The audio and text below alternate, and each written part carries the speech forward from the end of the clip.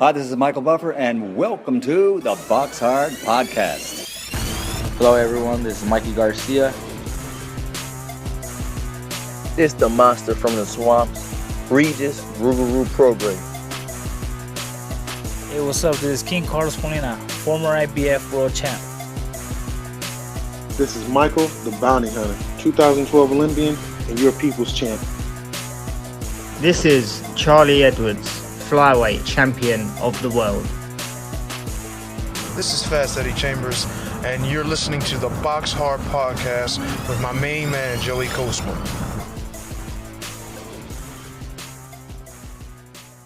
Hello everybody and welcome to episode 365 of the BoxHard Podcast. I'm your host Joey Coastman. I'm joined as ever by former heavyweight world title challenger, my co-host, my main man, Mr. Fast Eddie Chambers. Eddie, how you doing this week, my man? I'm doing good. How about you, my man? Always good when speaking with you, Eddie. We're going to dive straight into the review part of the show here. We're going to dive straight in. This one took place at the White Sands Event Center in Plant City, Florida, USA. Over here, Can Xu returned to the ring for the first time. I think he'd been out of it about a year, maybe a year, 13, 14 months, something like that. He returned after being knocked out by Lee Wood, 18-3. He's now 18-4. He lost a shock split decision over 10 rounds to Brandon Benitez, who's now 19-2. I didn't see the fight, but that's a shocking result there. Also on the undercard, Kanat Islam picked up win number 29. He's got the one loss. That was a unanimous decision there over 8 rounds against Javier Maciel, who's now 34-18. Maciel down in the 8th and final round. That's it for that one. Moving out now to the Newcastle Entertainment Centre in Broadmeadow, Newcastle, New South Wales, Australia. Over here, just one fight really to mention. Friend of the show, Sam Eggington, was having his 40th career fight. He's now 32-8. He lost a majority decision over 12 rounds to Dennis Hogan, who's now 31-4 with a draw. It was for the IBO World Super Welterweight title. Yeah, shock for me, because I said it on last week's show. It doesn't really matter who Sam Eggington fights.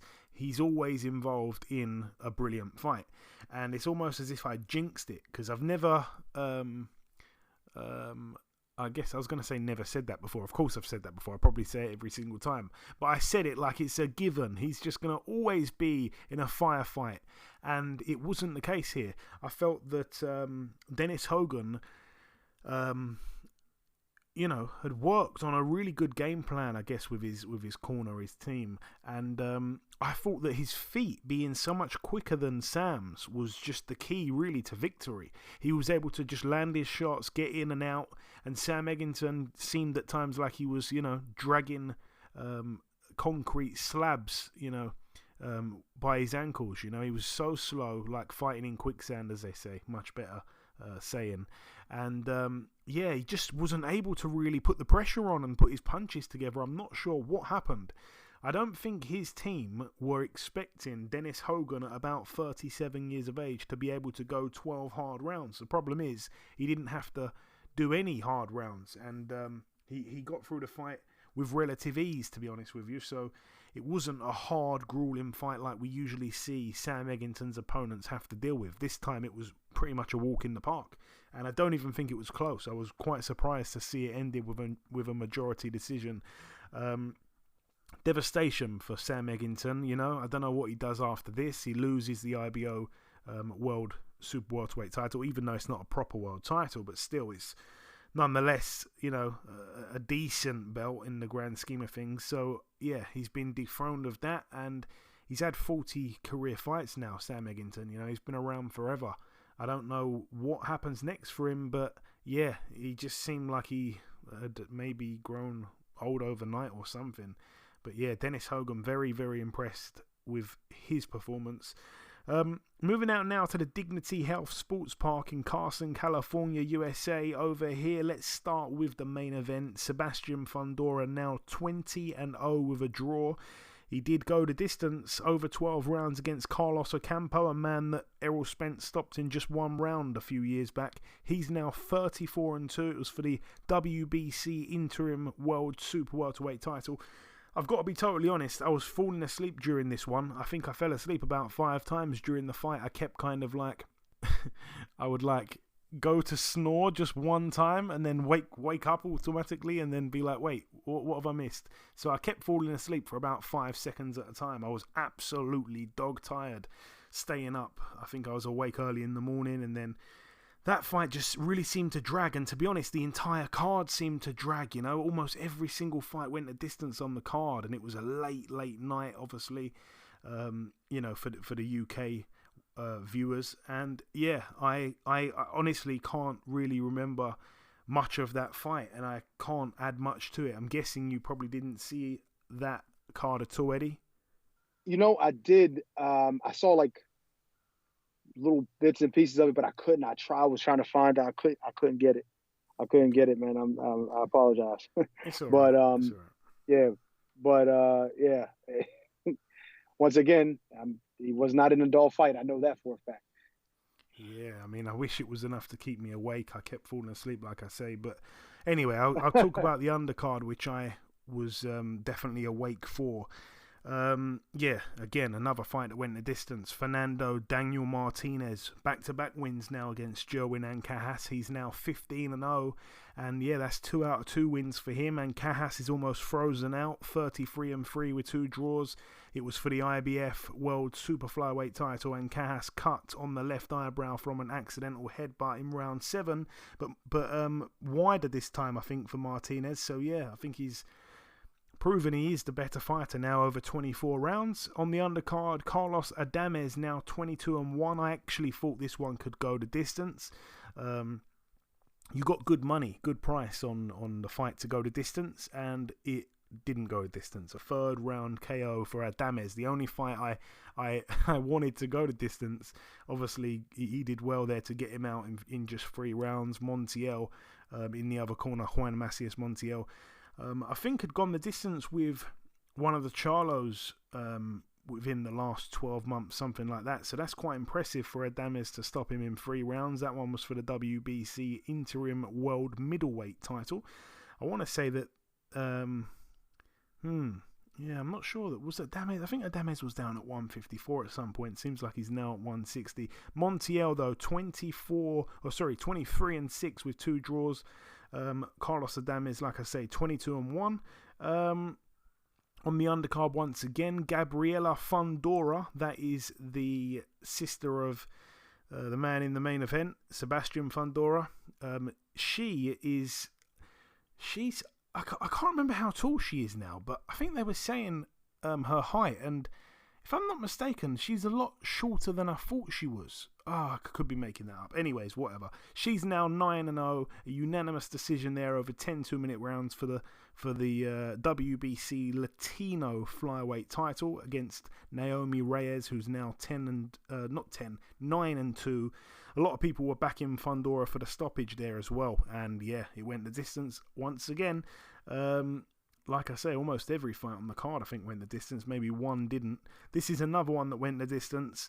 Egis Kavalauskas, the Mean Machine, now 23-2 with a draw. He was able to beat unanimously over 10 rounds Michael Fox, friend of the show, who's now 22-4. Michael Fox down twice in round 3.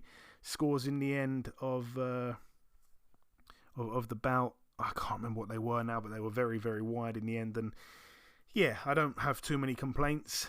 First round, I felt that Kavalauskas, I noticed, either looked cut slightly or had bad grazing on his left eye. It was mostly a jab fest in the first round. It was a feel out. A couple of meaty hooks landed for the Mean Machine. I thought he nicked the round just about. Round 2, I felt that Mike was doing really well. He was displaying great footwork. He was popping out the jab, working his way to winning the round, but then of course gets caught with a big shot. About 25 seconds to go, and it buckled his legs and probably lost him the round. So I gave that one to the Mean Machine again. Round 3, that's where we saw 2 knockdowns for the Mean Machine. The first one, Fox was down from an accumulation really of shots. He was trying to hold on. It was really scrappy, really messy. He couldn't quite get a grip of the Mean Machine to turn it into a clinch, and down he went. And Mean Machine was just throwing hands from all angles. Both knockdowns were very, very similar, very scrappy, messy, few hard clean punches got through, but hard to see what was what and what was the damaging blow really. Fox did of course get back up both times. The second time I felt it was a bit shaky, but he did get his feet back together towards the end of the round, and finished the round quite well actually, but obviously lost it 10-7. Round 4, a much better round for Michael Fox. I felt that he should have been doubling up the jab. He was just seeming at times to unfortunately just throw one here and there, and it wasn't doing much in terms of getting the judge's attention. It was a decent round. He didn't get hit clean at all. I felt that Fox did nick the round. Round 5 I also gave to Fox. He was just nicking the round for me. Still, I felt he was using up a little bit too much energy with his movement and still just throwing singular shots. He was being stalked by Kavaliauskas, who thankfully had much slower feet than Fox, but he was just allowing Kavaliauskas to walk into range, like I say, not doubling up the jab, throwing out a singular jab here and there, and it just wasn't enough to keep him off and keep him at range at all, which of course you need to do with Mean Machine, and you need to do anyway when you've got such a superior reach and height advantage over your opponent. Round 6 was a really close round. It could have gone either way. I think I just about edged it to the Mean Machine. Round 7 I gave to Michael Fox. I liked his work. Kavaliauskas was slowing, perhaps just a fraction, and Fox was getting into a little bit of a groove, but I did feel it was a bit too little too late. I did give round 8 to Fox as well, so yeah, he was doing well to come back after being dropped twice, and he did start throwing 1-2s and doubling up the jab a little bit, which I thought great, fantastic. We need to see more of this, but again, a little bit too little too late. He had, I think, more in the tank than Kavaliauskas at this point, but he still needed to up the pace. Round 9 was a close one, but I gave it to Kavaliauskas just about, and then round 10 I gave to Kavaliauskas. My card in the end, 96-92. I felt that Mike, put in a good effort, but he just didn't do enough, and Kavaliauskas definitely had issues with the height of Fox, but, it wasn't as hard for him, I don't think, as it should have been and could have been. I think Michael let himself down a little bit, and obviously, I've spoke to him since. He's okay, which is great, and lovely guy, as I'm sure our listeners know. Not many people go the distance against Kavaliauskas. He was one of them, even though he was down twice. Got back up both times in that round, managed to win a bunch of rounds. And even though the score from myself looks a bit wide there, I think I had it probably closer than the judges. But yeah, I want to just calculate how many rounds I actually gave him if I ignore those knockdowns, just to see out of curiosity. My mathematics hat isn't on at the minute, but my scorecard, just want to look at it one more time. I gave Fox 4 of the 10 rounds, but obviously there was a 10-7 in there as well the other way. Okay, all right, moving on. That is that card there at the Dignity Health Sports Park in Carson, California. So let's move now to... No, actually, that's everything. No, that is everything. I was about to move to a card that didn't take place. That card, of course, was the Conor Benn and Chris Eubank Jr. card, which was really a great shame that it fell through. Still, we're kind of unsure on what's going on, and I'm not one of them people that likes to just have a massive discussion when I'm a little bit ill-informed, and there's so much speculation, so much finger-pointing. I can't be bothered. I think Eddie probably agrees. We're not going to get into a big discussion about what could have happened, what should have happened, what should happen going forward, what's going to happen. No one knows. We're going to, I guess, wait and see. Money talks. We're going to see. But yeah, it was a shame that fight fell through because it was massive over here in the UK. But yeah, you've unmuted yourself, Eddie. Did you want to say something before we bring our guest in? Yeah. I was actually really, really looking forward to that, actually. it seemed like a very interesting matchup. I mean, it's a fantasy fight for the fans who were fans or even knew of Nigel Benn, Chris Eubank. It was just nice kind of thing to kind of have to look forward to in boxing. It was something different. But, at the same time, I think it would have been something interesting. It could have been a fight that could have obviously would have done some numbers over there, but also might have had some interesting results in it. You know what I mean? I think, Conor Benn has shown a lot of improvement. He's gotten so much better. But when you're trying to go, a weight class or 2 weight classes up to fight a guy who's been at the weight for most of his career, strong, athletic guy, it's an uphill battle. So, I mean, it would have been interesting to see, but it's unfortunate that it didn't happen. But, we can only speculate up to this point to what's going to happen in the future. So, we don't need to go too deep into it. I agree. Yeah, I agree. And just before we wrap up part 1, the final thing for me to do is to welcome this week's special guest. Ladies and gentlemen, please welcome the undefeated middleweight prospect. It is, of course, Mr. Bradley the Stingray. Brad, welcome back on the show, my man. Cheers for having me back, mate. Always a pleasure having you on, Brad. It really is. So we last spoke back in February, quite a long time ago. It's gone quite quick. It was fight week for your fight on the Calm Brook undercard. That was the night, of course, you scored that first round stoppage over Craig McCarthy, a brilliant shot to finish things at the MEN on a massive show. It couldn't have gone much better, could it? No, it was a dream night for me, mate. It was the dream scenario that had gone over in my head so many times, on the big stage at Manchester Arena, and I couldn't have wished for a better finish, really. And since then, you have boxed twice. You beat Lucas and Defaluma, I think it's said, over 8 rounds. That was a good effort. That was a very good effort. I'd like to see you have a go. Go on, let's hear you say it. I've got it, but Undefaluma. Oh my God, you've blown me out the water there, man. I thought it was gonna. I've got it boxed off now. I've tried to say his name so many times. I thought I better get this bang on. Get up there, that was perfect. But yeah, you had him down, but he did tough it out. He went the distance in the end. A lesson learnt maybe in that fight somewhere, Brad? Yeah, definitely. He was a seasoned operator in Defaluma, and he'd been in there at a good level.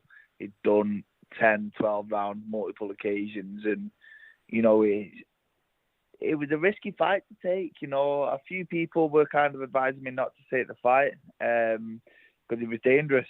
It was dangerous, but like you say, I think it was a good learning fight for me. Got some valuable rounds in, and another good scalp to add to my record. And then obviously your most recent fight against Angel Emelov in Hull back in July, another 6 rounds banked. I don't think I saw that one, to be honest with you. Tell me about that one, being your most recent, Brad. Yeah, so it was the show that we're on now, when the Hughie Fury show was supposed to be in Manchester. Yeah. And obviously the show got postponed. My manager Steve Wood had a small hall show that weekend in Hull, and I asked him if he could put me on the show. He pulled a few strings, and he just got me out in the 6th rounder just to keep me busy, so that my training camp didn't go to waste. So again, just staying active, and I knew that the summer was coming up and I was probably going to have a little bit of a break. So it was nice, just to get out before the summer. And, my manager Steve Wood kind of pulled some strings for me there and done me a favour. No, nice, man, nice. And obviously your next fight's been announced. You'll be boxing Tyler Denny November 12th back at the MEN. It's shaping up to be a really, really good card, actually. I'm thoroughly looking forward to it. Would you say that on paper, Denny has to be your toughest test to date? Oh, without a doubt. Yeah. Without a doubt. I think Denny's a very, very good fighter, and I think he's actually above kind of English level. I think people have won English titles against lesser opponents than Tyler Denny. I think he's kind of knocking on the door of that Commonwealth British kind of level. But for me, I've always said, when I'm ready for a title, I'm ready for a title, and whoever's got that, is in my way. It's nothing personal. I've not been calling out Tyler Denny. You know, I've been saying I want a shot at his belt, and you know, hopefully we're going to have some news on that soon to announce, and hopefully, things are going to be. We're going to get the thumbs up for November 12th. I was just going to say that kind of brings me on to my next question. I was going to say I couldn't really see anywhere online that stated the amount of rounds. I'm guessing that's not finalised yet. So it's 10-rounder. It's 10. A 10-rounder, okay. Yeah. Which, you know, it's going to be my first 10-rounder. Yeah. Tyler's done the 10 multiple times. Yeah. Like you say, he's quite a seasoned pro now. You know, he's been in some tough fights, been in there at a good level. He's shown he's not scared. You know, his last 4 fights have been in with undefeated opponents. You know, this guy's not scared to fight anyone, and I knew he wouldn't have been scared to fight me. So, you know, I think it's, like you say, it's going to be my toughest test, but it's a test that I'm confident I'm going to come through, and, you know, I'll have my hand raised on the night. Yeah, he's actually done 10 rounds in 3 of his last 4 fights. So, yeah, it's certainly done a lot of rounds, obviously, as a pro. You're not really both... I think I should rephrase that. You're both not really known for knockouts. I mean, he's obviously not stopped anyone just yet. On paper, it looks like a distance fight all day long, but you've got a habit of getting in with a guy, and we think, oh, this is probably going to go the distance. Then we see like a first round knockout or something. So, how do you see it playing out, Brad? Yeah, you know, I'm more than prepared for the 10 rounds. If this is going to go 10 rounds, you know, although I've not done the rounds before, you know, I'm confident that it's going to be me, the back end of this fight, who's pushing on. You know, I think, although he's done the rounds before, you know, I think the longer distance fights are really going to suit me. But like you say, you know, I know I've got it in me. I know, you know, I might not be known as a big puncher, but I know I've got it in me that if I land clean or if I have been hurt at any point, I know that I can take him out, you know. And so, like you say, you know, I'm prepared and ready for a tough 10-round fight. But if the opportunity comes up, you know, I'll be putting my foot on the gas and I'll be trying to get him out of there. Yeah, because it's a mad thing. It's like you're 14-0, 5 KOs, but all 5 come within 3 rounds, which is kind of strange. Really, you'd think, okay, maybe you're a guy that obviously, you know, isn't known as a big banger, and then as it goes on, as the fight goes on, maybe you stop them late, but you stop them like you're a puncher at times as well. It's like it depends what kind of mood you're in. It's a weird one. It depends on what side of the bed, you know, I roll out of in the morning, whether I want to be a puncher or not. It's a good domestic fight, obviously. I think you touched on it as well. It's a step in the right direction, really, as well, for career progression for you. And we all love a domestic dust-up, and there are some great names at middleweight. You know, there's some fantastic names, actually, at middleweight, obviously. The likes of, you know, the Felix Cashes, the Kieran Conways, the Hamza Shirazes, the Danny Dignams, and so on. One guy that I intentionally just left out, Denzel Bentley. After beating Marcus Morrison, a man from your neck of the woods, he's taking that massive jump up in class against Zanibek Alimkhanuly. There's one for my pronunciation. But you've got to give him a lot of credit for taking this fight. It's a massive jump up. How much of a chance do you give him, Brad? I know that you're a bit of a boxing nut. You know probably Alimkhanuly better than most. Yeah, you know, it's a massive jump up in class. A massive jump up. And, you know, Bentley's a very, very good fighter. He's powerful. He can be awkward. He can, you know, hit. He's quite accurate as well. So, you know, he'll hit you hard and he'll hit you often and he'll hit you a lot, which is very hard to deal with. But Jambiek is, for me, he's kind of that danger man in that division. And I think, you know, Bentley might have got that shot because nobody else wanted to fight. You know, nobody, you know, people are swerving him, and you don't blame him. You really don't blame him. He's a dangerous, dangerous man. Bentley's, like I said, he's a big hitter. You know, he's got a puncher's chance, but unfortunately, you know, I just can't. I think Jambiek's class will just shine through. Yeah, we saw, obviously, Danny Dignam try, and, but no, I think Bentley... you know, you've got to take your hat off to him, and obviously, you know, it's a shame that when he lost to Felix Cash in the fashion he lost to him, I think a lot of people kind of just washed their hands with him, and that was like the end of it. You know, a lot of people thought, oh, I'm not so sure, and obviously he's come back really strong, beating Linus Udofia and then obviously Marcus Morrison. Boxer, your promotion team, they've got a good all women's card this weekend. Are you going to be watching that one, Brad? Yeah, I will be watching, mate. I'll be tuning in Saturday night, feet up after a tough week of training, and that's my weekend sorted out. But no, I'm really looking forward to it. Some good fights on the card, but I'm rooting for Savannah, hoping Savannah gets the job done, and I'm confident she will. I'm confident she will. As good as Shields is, I can just see Savannah landing something clean, and she's such a dangerous finisher once she has someone going. She really knows how to kind of pick the shots that are going to finish a fight, and I think at some point she's going to land clean on Shields, and hopefully she'll be able to get the stoppage. Wow, that's a big call. Yeah, I think Savannah wins. I think it's unpopular. Yeah. I think it's an unpopular opinion, but I don't know whether I've just got my team Savannah hat on, and I'm being a bit biased because I really like Savannah and Peter, and I think they're a great team, and I want them to win. But I really do think that they can pull it off. Yeah, I think Savannah will win. Like I say, the stoppage obviously will be unbelievable. I can't see Shields winning on points over here. I don't think. I don't know. I just think she'll do well to win on points over here, and she's obviously not a big puncher. But I do have a slight soft spot for Claressa Shields because she's been on the show numerous times in the past, and there was one occasion where we sang a duet during an interview. So she's kind of got a yeah, it's really good. But you're getting nothing out of me. You're dropping hints here. Damn. You know what?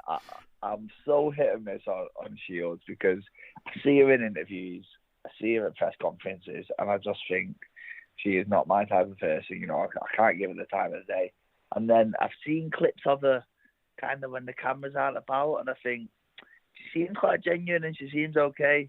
Yeah. But I don't know, that stuff still sells in boxing, don't it? People like seeing that stuff, and it makes them tune in on fights, but it's just not my cup of tea, unfortunately. Yeah, no, I understand that. And just finally, Brad, before we let you go, if you've got any closing words at all for the listeners, say whatever you like before we wrap it up, man. Yeah, just big thank you to everyone for the continued support, and I feel like I'm getting my name out there now. If people haven't heard of me, hopefully they will be hearing of me soon, and give it a follow, social media, and hopefully it'll be the start of something exciting because I'm enjoying putting on shows for people. I'm enjoying being in good, entertaining fights, and if that's what you're into, then I'm the man to follow. Absolutely. And yeah, give the man a follow on Twitter at BradRay_, at BRADREA_. That's where you can follow the journey. Listen, Brad, it's always a pleasure speaking with you, my friend. Best of luck November 12th. Thanks for your time, and we'll speak sometime afterwards. Top man, speak to you soon. Nice one, mate. Okay, now it's time for part 2 on this week's show. This part, of course, the news part of the show. Just one piece of news to mention, actually. November the 26th in Carson, California, we're going to see the vacant WBC super lightweight world title contested for between Regis Prograis, friend of the show, and Jose Zepeda. Obviously, former world champion, really, really good fighter. These are undoubtedly two of the best fighters at the weight, at 140, both southpaws. It's a brilliant fight. We haven't seen Zepeda since he stopped Josue Vargas back in October of last year. So it's been quite a while since he's boxed. I think Regis has had the one fight earlier this year when he boxed Tyrone McKenna. That was a fight I never even ended up watching. I think I was at a show in the UK at the time, and I think that one was in Dubai, if I'm not mistaken. So, yeah, all the best to Regis Prograis, obviously, friend of the show, but that's a great fight there for the vacant WBC world title. One of these men gets to become a world champion once again. So that's that. That's it for the news. So moving on to the preview part, we're going to start here with this one. It takes place at the South Bank Piazza in South Brisbane, Queensland, Australia. Over here, we will see Liam Parrow 22-0 getting in with Brock Jarvis 20-0. That one's for the WBO Global Super Lightweight title there over 12 rounds. All the best to both men. Somebody's own must go. On the undercard, Dempsey McKean 21-0 fights for the IBF Intercontinental Heavyweight title against Patrick Corte, who's 18-1-1. And friend of the show, Sky Nicholson. We had her on a few weeks ago, 4-0. She gets in with Christina Jacobs, 6-3 for the vacant Commonwealth featherweight title. So all the best there to Sky Nicholson. 10 2-minute rounds there. Moving out now to this one. It takes place at the Richmond Hill in Ontario, Canada. Over here, Junlong Zhang, I don't want to say that he's from China if he's not from China, so let me just double check that. Yeah, I'm sure he is from China, Junlong Zhang. Well, anyway, the reason this guy's a bit of a phenomenon is because he managed to get himself to 18-0 with 18 KOs. Then he took a break from boxing for 5 years. He come back and then went the distance for the first time. So he's 19-0 with 18 KOs. He's 40 years of age now, the 6'3.5" southpaw. He is from China, and he gets in with a guy called Erdogan Kadrija, who is 18-5, who's really a cruiserweight. Been in there with a bunch of... I was going to say a bunch of nobodies till I saw Jürgen Bremer on his record. He got knocked out by Jürgen Bremer in 2019. I didn't even know he was still fighting in 2019. He got knocked out by him in just 2 rounds. Yeah, it's going to be good to see Zhang out once again. It's not Zilly Zhang, but it's another Zhang, another Big Bang Zhang. Moving out now to this is a crazy one, Eddie, as well. This is going to definitely catch you by surprise.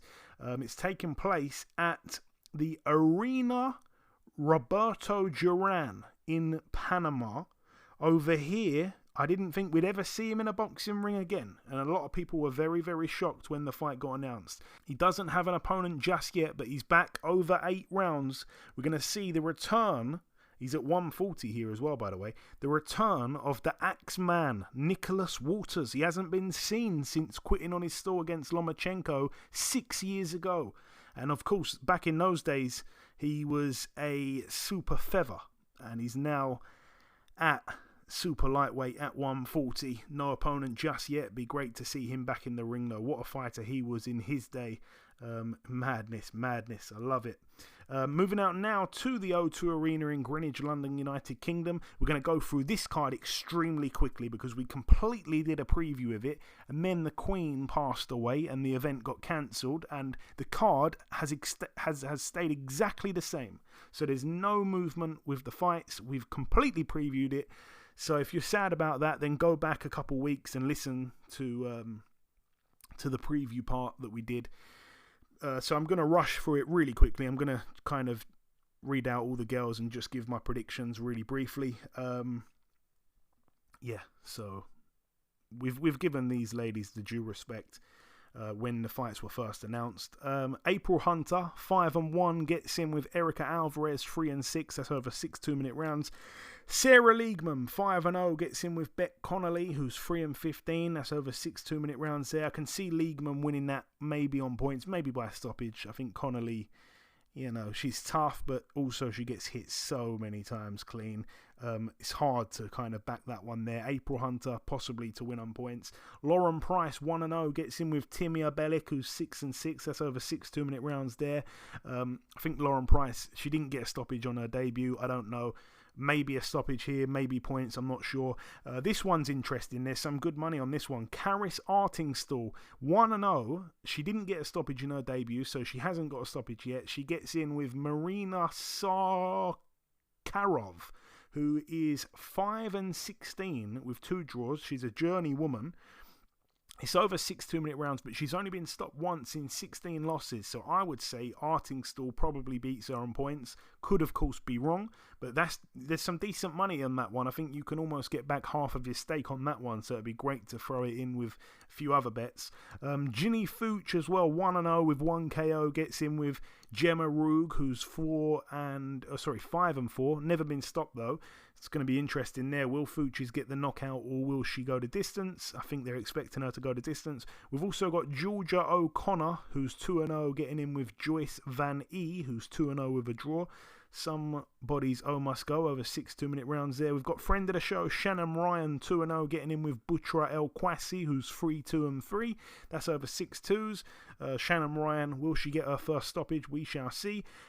Another one I can really see going the distance here, Ebony Jones, 2-0 with a draw. 6 2-minute rounds against Vanessa Caballero, who's 4-15 with 3 draws. Doesn't often get stopped. Ebony Jones yet to score a knockout. She looks like a light puncher as well, and she's a really good mover. Like, she's a good boxer as well. So I think Ebony Jones wins out on points. So that's an interesting one there. Caroline Dubois, 3-0. I think she's got 2 of the ladies out of there so far. 6 2-minute rounds here against Milena Koleva, who is 10-14 with a draw. I'm not too sure about that one. It could go either way in terms of a knockout or a points win for Dubois. Claressa Shields, 12-0, getting in with Savannah Marshall, 12-0 as well. Somebody's must go. It's the undisputed fight, IBF, WBA, WBC, WBO. I've said it before and I'll say it again. I think Savannah Marshall wins. I don't think Shields is going to get a decision over here if it's close, and I don't think she's going to obviously knock out Marshall. That's absolutely not going to happen. I can see Marshall stopping Shields, and I can see Marshall winning on points, and if I had to pick, I would say Marshall will probably win on points. I can see her being the aggressor. I can see Shields boxing off the back foot. And if she does that, by the way, that's the end of it. She's not going to be getting a decision boxing off the back foot in the UK. I don't see it happening. Especially over 2-minute rounds. Like, I just don't see it happening. And then, obviously, the other fight on the card, the co-main, Michaela Mayer, 17-0, friend of the show. She gets in with Alicia Baumgardner, 12-1. It's for the IBF, IBO, WBC and WBO World Super Featherweight titles. Yeah, again, I said at the time I think Michaela Mayer would win on points. I still think she's going to win on points. Baumgardner looks such a specimen as well. Unbelievable shape she's in. Very muscular build, but yeah, I think she could probably punch a bit, but it's nothing Mayer hasn't seen before. I think Mayer's too well schooled and she should win. So that's my brief rundown of it all. Again, we've mentioned every female fight on the entire card, and I gave it a more kind of in-depth preview a few weeks ago when it was announced, and obviously it was pushed back due to the Queen passing away. And I think that Boxer, by the way, Ben Shalom, have done a fantastic job of getting it rescheduled so quickly. And, the new date was rumoured at the time, and then they stuck to that date, and then it was announced again, and then all the fighters are back over here from the US now. So it's a brilliantly quick turnaround for everyone involved. That's it for that one. Moving out now to the Olympia in Liverpool, Merseyside, United Kingdom over here. Friend of the show, Jazza Dickens, 31-4, gets in with Lorato Dlamini, who is 18-1. I haven't seen Dlamini before. It's a name I don't think rings a bell with me, but it's for the vacant IBO Featherweight World title. All the best there to Jazza. Moving out now to the Barclays Center in Brooklyn, New York, USA. Over here, going to start with the undercard, I think, over here. There's a guy called Gergen Hovhanessian who's 3-0. This is a really interesting one for me and for I guess some of the hardcores. 3-0, 3 KOs. 6'7", 24 years of age, from Armenia, now residing in LA. He's 3-0, like I say, with 3 KOs. First round, second round. He's been in with Jesse Bryan, who I think is probably the most established of the 3 opponents he's been in with, who isn't fantastic, but it is what it is. And he jumps up in class massively here against Michael Polite Coffey, who's 13-2. He was looking brilliant, especially when he knocked out Damani Rock in 3 rounds. And then he had those back-to-back really weird losses and unexpected losses to massive underdog Jonathan Rice. He got knocked out in the first one, then he lost in the return on points over 10 rounds. So he completely derailed Michael Polite-Coffey's career, and he was a prospect that a lot of people were saying, "Oh, this guy's maybe something special." But Jonathan Rice completely derailed his career. He come back with a first round knockout after that, and now he's on the B side of this card here against this guy who's 3-0 with 3 KOs. I'm gonna be honest, I don't really recognize the name. I don't know how. I don't know. I don't really recognize the name. I know as an amateur, he beat a couple of decent people. Jose Lardway. He got in there with Jalalov, lost to him. But yeah, that win against Jose Lardway's a good win. Been in there with Justice Hooney. I don't know if I'm missing something here, but yeah, Michael Polite-Coffey's quite a big underdog as well. So if you expect him to get it done, then yeah, there's some money to be made there. Moving up the card, Frank Sanchez, Eddie, a Cuban who looks like he ages like milk. He gets in with Carlos Negron, who's 25-3. It's for the WBC Continental Americas heavyweight title. Carlos Negron, I think we've seen a couple of times getting in there with losing some of his big fights, didn't he? Lost to Dominic Brazil. I can't remember who else I've seen him in with. He's been in there with a few guys. Derek Rossi, your former foe. But yeah, Frank Sanchez, it's really all about him. Like I say, 20-0 at this point. Good string of wins in recent times against Christian Hammer last time out, but unanimously over 10 didn't get him out of there, which was a bit surprising. The one before that against Efia Jagba took his O. He's in good form, the Cuban, Eddie, who is listed at 30 years of age. Yeah, he's listed at 30. He might be 30. No. Yeah, but he shows good flashes, a lot of good flashes of the goods as a heavyweight, especially.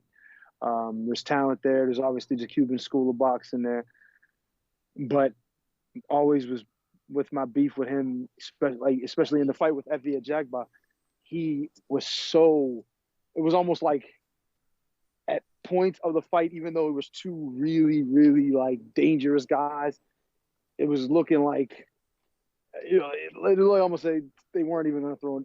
They weren't trying to really throw any punches. It was a lot of posturing, a lot of movement from Frank Sanchez, and I'm not going to blame necessarily Efia Jagba for the lack of action.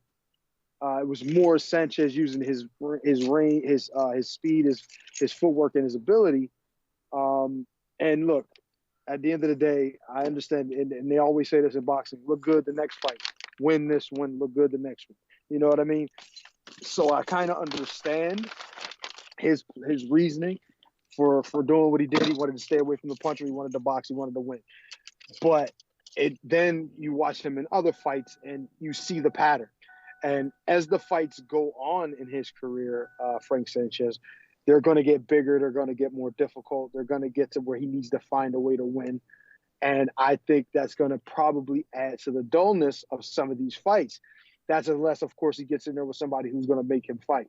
And then we're really going to see who he is as a fighter. You know what I mean? I think he's extremely talented. He's got the ability. He's got the speed. He's got the skill. He got all that stuff. But he's got to punch a little bit more. And here, I know you're hearing me say it. And I'm not a person that throws a whole lot of punches. But the reality of it is I stay in range.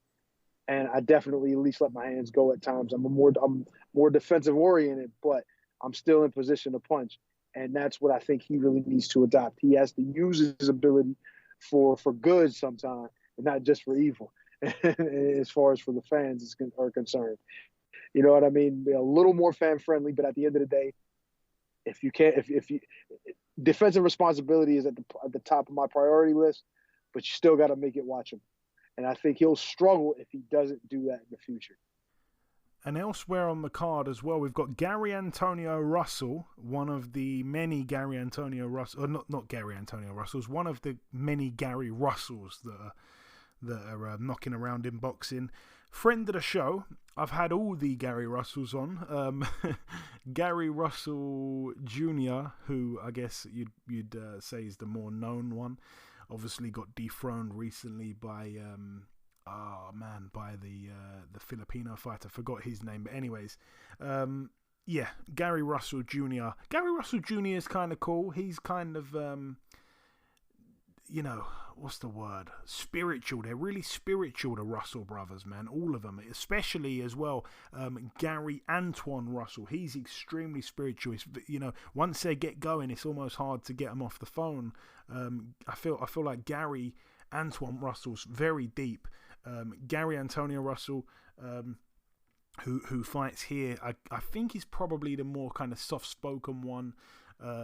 Doesn't have the hype really of the other two. I think obviously the Gary Russell Jr. being a world champion, being on some people's pound for pound lists at some point, not anymore of course. He's obviously got a lot of hype around him, and then you had the other brother which knocks every single person out that he's been in with, so there's a lot of hype there. But Gary Antonio Russell's done things a lot quieter. Anyway, he's 19-0, really cool guy. He gets in with the former world champion Emmanuel Rodriguez, who's 20-2. Now, the thing I can't get my head around is that Gary Antonio Russell's a massive favourite. Now, the pair did fight, or at least attempted to fight, back in August of last year, and it ended in the first round, a no contest due to a head clash. There was an accidental head clash in the first round. So we never saw the fight play out. Since then, both men have had a fight. So Emmanuel Rodriguez knocked out Roberto Cantu in one round, and Gary Antonio Russell went on to beat by majority decision over 10 rounds Alexandro Santiago, who is all right. He's not fantastic, I don't think. So I don't know. I just can't understand why Gary Antonio Russell's such a massive favourite. Because Emmanuel Rodriguez, I mean, like I say, the record is 20-2. Really good boxer, great feet, good wins along the way. Took the O away from Jason Maloney, got a good win against Paul Butler. Really good win against Paul Butler as well. Had him down early. And he's got those two losses which I mentioned. One was to Naoya Inoue, which, yeah, he absolutely got destroyed by Inoue in 2 rounds. And the other loss was to Raymark Gaballo in one of the worst robberies I've ever seen. I remember watching it and the commentators were saying this is a shutout win over 12 rounds. This is a total shutout for Emmanuel Rodriguez. They didn't even give Raymark Gaballo one single round out of 12, and somehow he won the fight, and it messed up my parlay that was about 100-1. All because of that, and I'm so annoyed about that. So he didn't really lose that fight. So his only real legitimate loss should be to Naoya Inoue. So I don't understand why he's been written off by the odds makers. But anyway, that is hopefully going to be a good fight. Also on the card, I'm going to come straight back to you, Eddie. Caleb Plant, 21-1, getting in with Anthony Dirrell, 34-2 with 2 draws. A lot of people, and I was probably one of them. There was this kind of reputation that the Dirrells had of getting out of fights and finding ways out of fights, and I guess yes, in some ways, kind of questioning the heart of both of the Dirrell brothers. But I think Anthony Dirrell, especially against David Benavidez, when I think about his recent fights, he showed the world he has huge balls, and he could have stopped that fight very early on. He was taking a beating by David Benavidez. Benavidez absolutely beat the life out of him, and he hung in there for 9 rounds until he was stopped. And yeah, he was really hurt. He had a bad cut eye, and he carried on, showed tons and tons of heart. So for me, he's not this quitter that a lot of people have tried to label him. Caleb Plant, on the other hand, hasn't boxed since losing to Canelo. It's going to be interesting to see how he looks. He hasn't boxed since. He was fighting really well up until the point when he got stopped in the 11th of the 12th.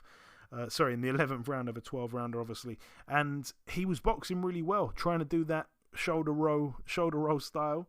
It's going to be interesting to see how he comes back here. And I would say that you'd probably have to back Plant for the points win. He's a big favourite, a massive favourite, actually, a huge favourite.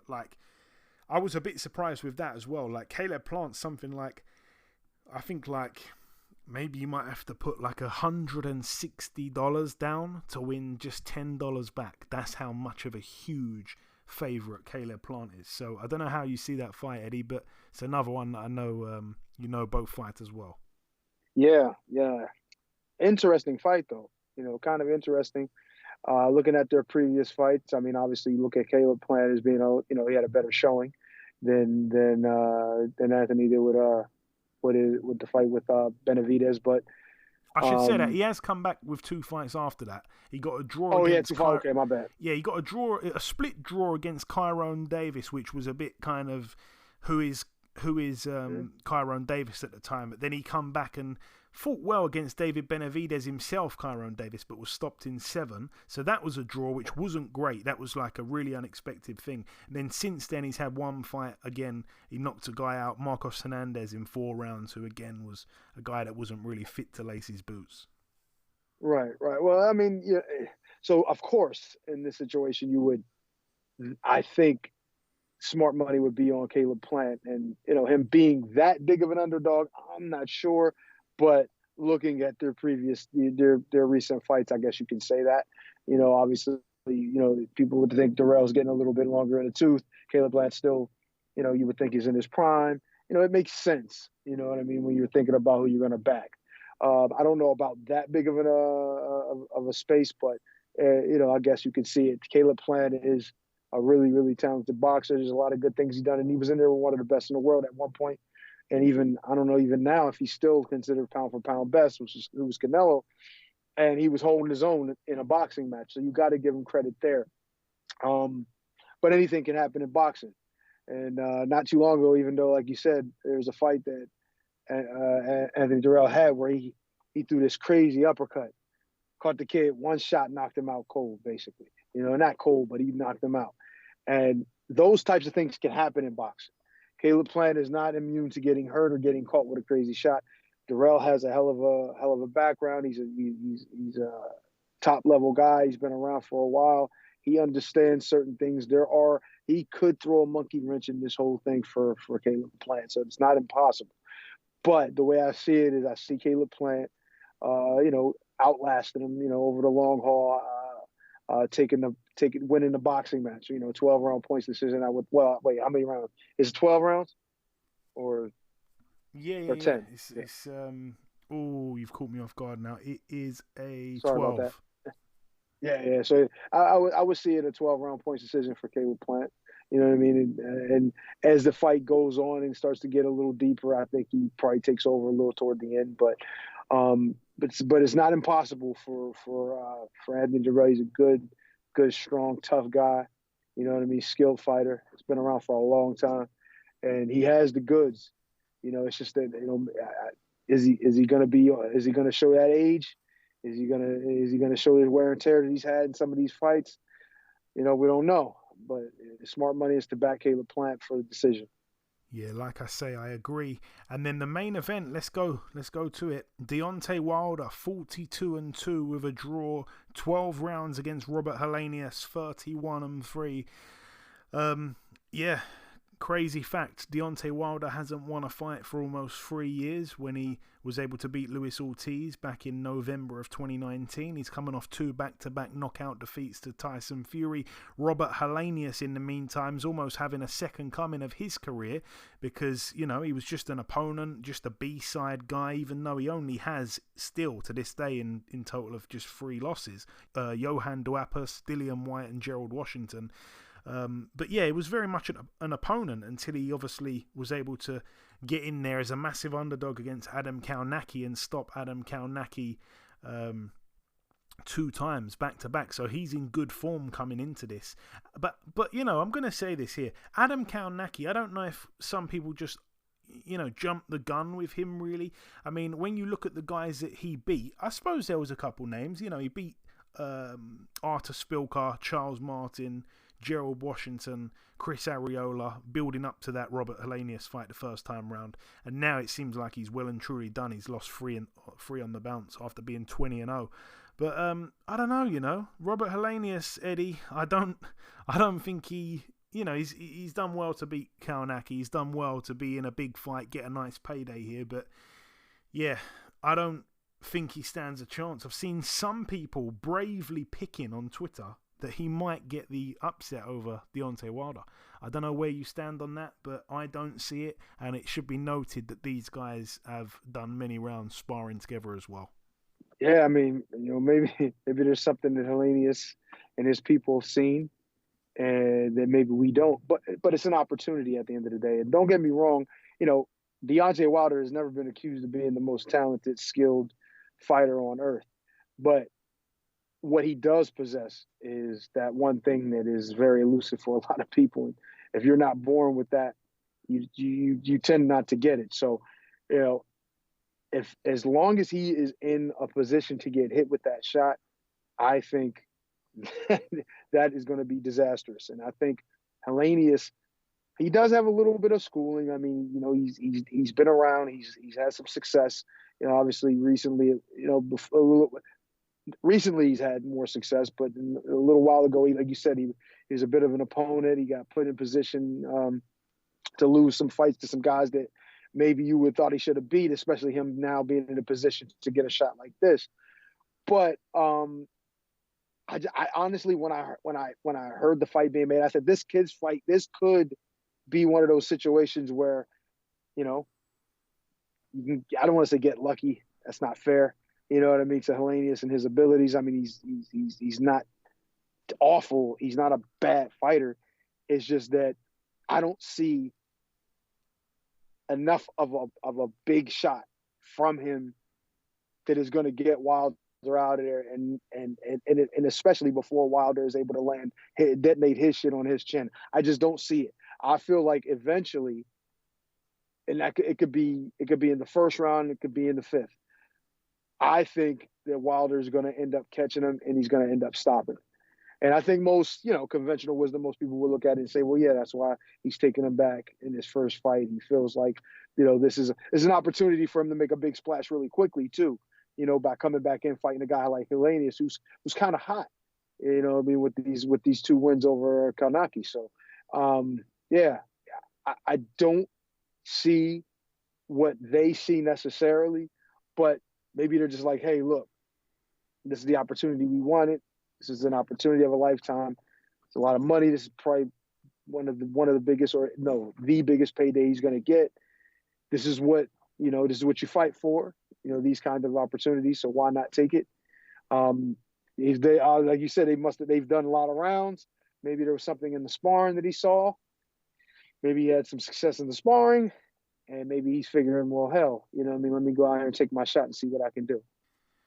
And one of the things that I love about boxing is the fact that triangle theories never work. They literally never work. And obviously it should be noted that Robert Helenius got knocked out by Gerald Washington in 8 rounds. And Gerald Washington got knocked out by Kaunaki in 2 rounds. And Kaunaki got knocked out back-to-back by Robert Helenius. So it is funny. And by the way, while we're on that, do you know, Eddie, I'm going to give you a quick little trivia here. Since you lost to Gerald Washington in what was your final fight 6.5 years ago now, do you know what Gerald Washington's record has been since he beat you, like in those fights since? He's had 8 fights. Man, good question. I can guess. So he's had 8 fights. I would say he's either 3-5 or 4-4. I'm gonna go 4. He's 3-5, and he's been knocked out in all 5 of those losses. And one of the guys he beat in the 3 was Robert Helenius. Wow. Yeah. Wow. Yeah, that's tough. That's a tough go of it. But like you said, look at Helenius and where he is at this point, and Gerald stopped him, some years back. That's how boxing is, and that's how, especially heavyweight boxing. All it takes is one. All it takes is one. It is true. That is that card. The final card to mention takes place at the Rod Laver Arena in Melbourne, Victoria, Australia, over here. It's the undisputed fight. Devin Haney, 28-0. An instant rematch against George Kambosos Jr., who is 20-1. Both guys have been on the podcast in the past. Both Both relatively nice guys. Like I say, all the belts on the line, IBF, WBA, WBC, WBO. It's a rematch, really, that I don't think anyone wanted to see, apart from maybe the most diehard of George Kambosos fans. I really like George Kambosos, by the way. Let me just say that one before I kind of grill this fight. I really, really like him. I think that he's got this crazy self-belief that I absolutely admire. And we saw it before he boxed Teofimo Lopez, and he was adamant, like, there's no way he surprised himself beating Teofimo. He was unbelievable that night in New York. And yeah, you know, he goes and fights Devin Haney. I always thought Devin Haney would be a bit too good. He would win on points, and yeah, it looks like you know, we're seeing the fight again here. And as you said, Eddie, there hasn't been much talk about the fight. You know, you even said, is that this week, before we started the show today? Because I don't think too many people are excited to watch it. It's going to clash with the Deontay Wilder card as well, by the way, to make matters worse. And there's probably not going to be many people tuning in to this one. But yeah, it's a rematch that's happening. Obviously, there was a rematch clause, and George Kambosos was able to get Devin Haney back over to Australia. So you can't really blame Haney, but I feel like we're going to see a repeat performance. I can't really see any other outcome, but maybe Haney might get the stoppage this time. Maybe. Nah, I'd say no. Probably points. Yeah, I agree points. And yeah, the fact that it's clashing with Wilder, who's a you know, a guy that a lot of people want to see. You know what I mean? Even though, you know, he had his recent run-in with Tyson, but, you know, most guys are going to lose to Tyson. All guys so far have lost to Tyson Fury, so you can't, you know, fault him for that. But yeah, it's just a fight. It's hard to see the reason for the rematch. It was just so dominant, and it was so clear. You know, like, a lot of people didn't think he would. You know, there were people that were probably looking like, you know, the real diehard boxing people, you know, fighters, and it was looking like, yeah, he's not going to be able to beat Devin Haney before the fight. But when it went down and you just saw how dominant Devin Haney was in the fight, it's just like even the most confident fighter would go back and think, like, do I really want to do this again and go through this again at home in front of my fans, get beat like that, like soundly beaten like a drum? Not that he was, you know, knocked out or knocked down or literally drugged through the mud like that, but he was soundly beaten, outboxed at every turn. Every once in a while, he would land something, and you could see the people try to get behind him, but it was just not going to be enough. Not even to win a round or two. It's just hard to see the need for a rematch. And then he didn't really give any excuses that I remember. So it's not like he had an injury or any issues, really. You know, yeah, he missed the weight the first time, but then he was trying to say, like, the art of war and, you know, tactics. Maybe I didn't miss the weight. Maybe I did it on purpose, you know, stuff like that. So it's not really any excuse really that you can give him for getting beat like that. So it's like, and then you were the man that held the titles before, and that's why you got the rematch. So but it's like, is it really necessary to see this again? He has to really do something to prove that he deserved it. Of course he deserved it. He won the title before. He's a great guy. Even though it was quick, he was a good champion, a kind of guy you would want to see. Captured your imagination, and, you know, can talk well, you know, got the little accent with it too. You know what I'm saying? So it's cool. But when you watch the fight, it's just like, I can't see it. I really can't. I'm struggling to find a way to even want to turn it on, even though I'm a boxing guy. You know, this has been my life for years, and it's like, when you see something that's a mismatch, it's hard to watch. And I'm pulling for the guy. I like the guy. I want to see him do well. You know what I mean? But I just don't think he has a real chance to win this fight, unless he's a one-punch knockout guy overnight. I just don't see it happening. But, hey, he wanted the opportunity. There's something he believes. He's going to get out there and he's going to try, and you got to give him credit for that. But I see Devin Haney winning on points. Yeah, me too. And on the undercard, a prospect that I think is certainly going places, Lorenzo Simpson, 11-0. He's in an 8-rounder against Marcus Haywood, who's 6-4 with a draw. Lorenzo Simpson, a lot of people know, a very good fighter. Elsewhere on the card, Andrew Maloney, friend of the show, former world champion, 24-2, gets in with Norberto Jimenez, who's 31-9 with 6 draws. All the best there to Andrew Maloney and his twin brother Jason Maloney. They always come as a pair, 24-2. You know, if they don't look alike, then they have the exact same record, 24-2. But they do look alike, and they do have the exact same record, and they're both on the card.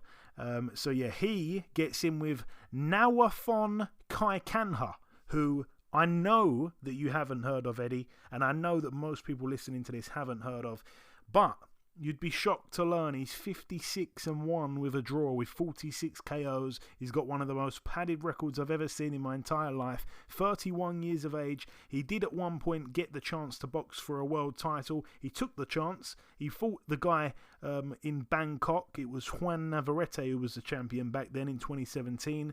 In fact, he wasn't the champion. It was for the vacant title. And yeah, our man here with the brilliant looking record, 56-1, got knocked out in 3 rounds there against Juan Navarrete. So yeah, he's gone away. He's just banging out absolute, unknown fighters. And yeah, he is stepping up again here against Jason Maloney, who is certainly one of the better fighters at his weight. You know, his losses come to Emmanuel Rodriguez, we mentioned earlier, and Naoya Inoue, when he, I think, took Inoue into the second half of the fight for the first time. It took him 7 rounds to get rid of Jason Maloney. So yeah, Jason Maloney should win that one, and he's a massive favourite as well against Mr. Paddy Record of Thailand. They do like to pad him out there, I've got to say.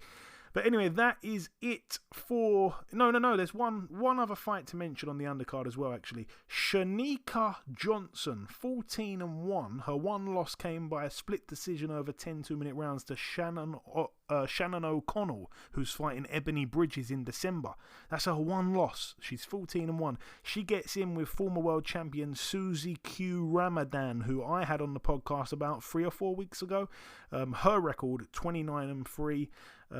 Good fighter, really good fighter, but obviously been quite inactive. And yeah, this is a big fight here for the IBF World Super Bantamweight title. So all the best there to Susie Ramadan, who's about a 5/6/7-1 underdog.